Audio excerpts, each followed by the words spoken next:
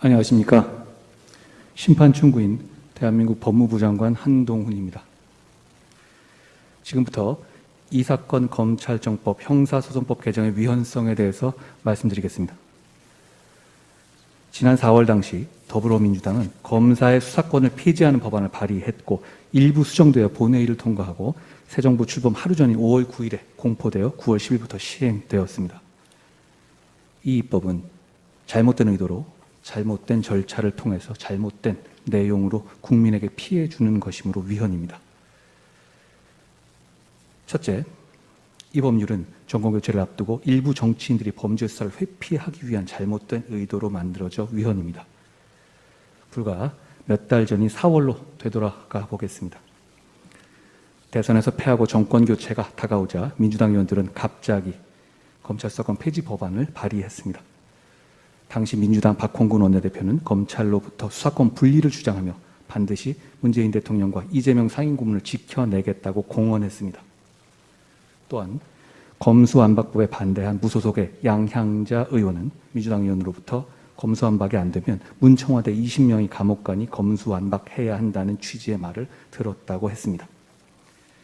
주도적으로 법안을 발의했고 청와대 선거 개입 의혹 사건으로 검찰 수사를 받고 기소된 황운하 의원은 이 법은 검찰 수사를 증발시키는 것이고 검수완박이 되었다면 자신은 기소되지 않았을 것이라고 말했습니다. 많은 국민들이 설마 했지만 범죄 수사를 회피하기 위한 이런 잘못된 의도는 정말 보름 남짓 만에 국회를 통과해서 현실화되었습니다. 정권교체를 불과 24일 남긴 4월 15일 민주당은 검찰 수사권 폐지 법안을 실제로 당론으로 발의했고 새로운 대통령의 거부권 행사를 막기 위해서 전례 없이 시간까지 바꿔가면서 국무회의를 열고 정권 출범 딱 하루 전에 공포했습니다. 일부 정치인들을 지키겠다 공개적으로 선언하고 추진한 입법이 정권교체 직전에 마치 청야전술을 하듯이 결행된 것입니다. 둘째, 이 법률은 위장 탈당, 회기 쪼개기, 본회의 원안과 직접 관련 없는 수정안 끼워넣기 등 잘못된 절차로 만들어져 위헌입니다. 헌법재판소는 의회 민주주의는 단순히 국가의 정책 결정에 참여할 권한을 의회에 유보하는 것에 그치는 것이 아니라 나아가 의사결정 과정의 민주적 정당성이 요구된다고 하였습니다. 또한 헌법재판소는 민주주의 실현의 가장 중요한 요소인 다수결의 원리는 의사 형성 과정에서 다수파와 소수파가 공개적이고 합리적인 토론을 거치는데 그 정당성의 근거가 있다고 했습니다. 즉, 우리 헌법이 말하는 다수결의 원리는 단순히 형식적인 표결로 다수의 의사를 강제하면 되는 것이 아니라 절차적으로 정당해야 하고 합리적인 토론이 실질적으로 보장되어야 하는 것입니다. 토론과 설득이 배제된 다수결은 민주주의가 아닙니다. 그러나 이 사건의 입법 과정은 합리적인 토론의 기회를 없애고 이러한 다수결의 권리를 위반함으로써 이 나라의 민주주의와 법치주의 원칙을 부끄러울 정도로 훼손했습니다.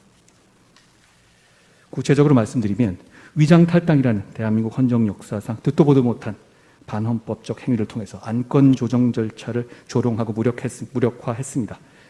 민주당 출신인 박병석 국회의장은 2022년 4월 7일 민주당원이었다가 탈당해서 민주당의 우호적인 표결이 기대되던 양향자 의원을 법사위로 보냈습니다. 법사위 안건조정위의 구성에 대비해서 여야 3대3 구도를 4대2 구도로 바꾼 겁니다. 이는 법안의 강행 처리 시 안건조정위를 무력화하기 위한 사전 준비 조치였습니다. 그런데 안건조정위 구성을 앞두고 양향자 의원이 개정법에 반대한다는 의견을 밝히자 갑자기 민주당 소속의 민형배 의원이 탈당하고 곧바로 무소속 의원 자격으로 안건조정위 위원이 되는 희극적인 상황이 발생했습니다. 오로지 무소속 자격으로 안건조정위 위원이 되기 위한 목적의 계획적인 탈당이고 사실상 본인 스스로 이를 인정하기까지 했습니다. 현재 민형배 의원은 민주당을 위해서 헌신한 사람이라고 하면서 복당을 시도하고 있는 것으로 보도되고 있습니다. 그런데 이렇게 비정상적으로 구성된 안건조정위조차 아무런 토론 없이 종결됐습니다.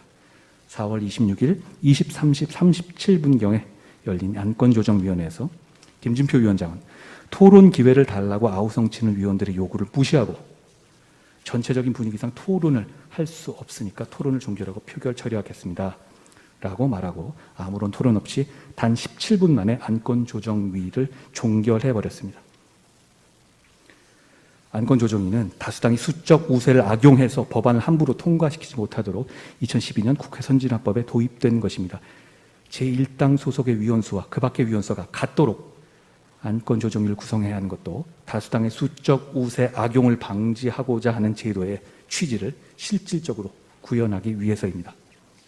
하지만 이 법률 입법 과정에서 안건조정위 절차는 아무런 토론 과정을 거치지 않은 요식행위로 전락했습니다. 또한 소위 회기 쪼개기로 무제한 토론 절차를 무력화했습니다. 무제한 토론은 소수 의견의 충분한 토론 기회를 보장해 주기 위한 제도로서 강제 종료시키기 위해서는 제적위원회 5분의 3 이상의 찬성이 필요합니다. 다수의 힘으로 함부로 종료시키지 못하게 의결 정족수를 강화한 것입니다. 그런데 당시 위 요건을 충족하지 못한 제1당은 헌정사에 유례 없이 오직 무제한 토론을 일일 제한 토론으로 전락시키기 위한 목적으로 일일 국회로 회기를 극단적으로 나눠서 개회와 폐회를 반복하면서 실질적인 토론의 기회를 박탈했습니다. 과거 구제역 파동 당시에 가축 전염병 예방법 등 비쟁점 법안 처리와 같은 특별한 경우 여야의 합의로 회기를 일일로 정한 사례는 있습니다만 이번과 같이 다수당이 일방적으로 일일 국회로 쪼개서 다수결의 원칙을 극단적으로 훼손한 경우는 없었습니다. 오직 이 법안만을 억지로 통과시키기 위해서 단 7일 동안 3회의 국회 본회의가 개회되고 폐회되었습니다. 게다가 본회의 상정 법안에 대해서 무제한 토론이 진행되던 중 본회의 원안과 무관한 고발인의 이의 신청권을 폐지하는 내용이 포함된 수정안이 민주당 단독으로 표결 처리되어 가결되었습니다. 이는 수정안은 원안의 취지 및 내용과 직접 관련이 있어야 한다는 국회법 제95조 5항을 정면으로 위반한 것입니다. 그럼에도 본회의에서 갑자기 수정안이 표결되어 처리된 경위가 무엇인지 어느 누구도 설명하지 못하고 누가 왜 그랬는지에 대해서 언급조차 꺼리고 있습니다. 설명 자체가 불가능하기 때문입니다. 또한 대한민국 출범 이후 70여 년간 이어진 형사사법 제도의 근간을 바꾸면서 그 흔한 공청회 한 번 없었습니다. 국민은 어떤 법이 만들어지는지 알지도 못했던 것입니다. 셋째, 이 법률은 국민을 범죄로부터 보호해야 하는 검찰의 헌법상 기능을 훼손하여 국민에게 피해를 주는 잘못된 내용으로 만들어져서 위헌입니다. 헌법상 검사의 수사 소추 기능은 국민을 범죄로부터 철저히 보호하기 위한 헌법상의 책무입니다. 그런데 이 법률은 헌법상 검사의 수사 소추 기능이 정상적으로 작동되기 어렵도록 제한하여 국민을 위한 기본권 보호 기능을 본질적으로 침해했습니다. 이 법은 황운하 의원이 공공연히 밝혔듯이 검찰 수사의 증발을 목적으로 추진됐습니다. 실제 통계상으로도 확인되듯이 일부 범죄의 수사가 증발하여 국민이 범죄로부터 제대로 보호받지 못한 결과를 초래했고 최근 변호사 설문조사 결과 73.5%가 수사 지연으로 인한 피해를 호소하고 있기도 합니다. 이는 국민이 실제로 체감하는 피해인 것입니다.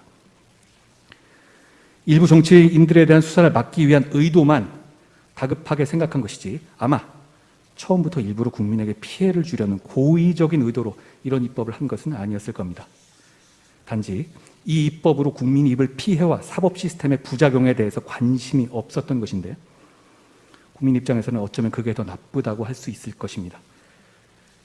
대표적으로 고발인의 이의 신청권을 박탈함으로써 고발을 통해서나마 비로소 범죄 피해를 호소할 수 있는 장애인, 아동 등 사회적 약자들에 대한 보호를 한층 더 어렵게 만들었습니다. 고발을 통해서 사회의 부조리를 알려온 공익제보자들이 꿈꾸던 정의의 실현도 더 어려워지게 된 것입니다. 예를 들어서 일반 국민이나 시민단체가 공직자의 비리를 고발해서 경찰이 잘못해서 불송치한 경우 고발인의 이의 신청과 보완 수사를 통해서 바로잡는 것이 이 법으로 인해서 불가능해진 것입니다. 결국 피해를 보는 것은 스스로를 보호하기 어려운 공익제보 사건의 피해자들 뿐인 것입니다. 경찰이 불송치 결정한 사건에서 고소인이나 피해자가 이의 신청하면 동일성 범위 내에서만 보완 수사하도록 하여 피해자 보호가 크게 약화되었습니다. 성폭력 피해자가 경찰 불송치에 이의 신청하여 검찰에서 보완 수사하면서 2차 피해가 발견되더라도 피해자는 다시 경찰에 가서 조사를 받아야 합니다.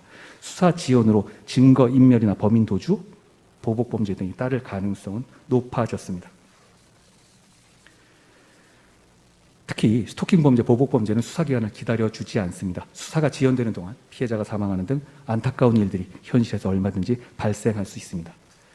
나아가 이 법률은 수사 검사와 기소 검사를 분리하고 있으나 이는 현실을 고려하지 않은 탁상 공론이고 오히려 현실 세계에서는 국민에게 피해를 주는 방식으로 작동될 것입니다. 비유하자면 취재하는 기자와 기사를 쓰는 기자를 분리해서 취재한 기자가 기사에 전혀 관여하지 못하게 하면 제대로 된 기사가 나올 수 있겠습니까?